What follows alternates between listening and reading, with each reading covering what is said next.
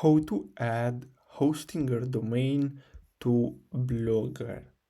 So all you have to do is simply go to blogger.com, and after you log in into your Blogger account, you're gonna have to simply go to settings.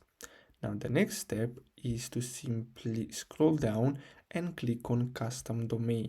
Now simply enter your Hostinger domain, and after that you're gonna have to click on save. Now of course, as you can see, you're gonna have, so let me change this.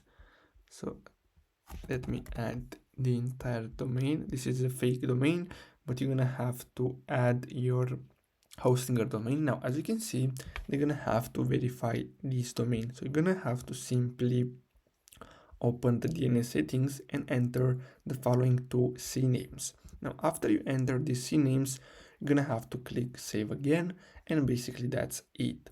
So I really hope you found this video helpful. Thanks for watching.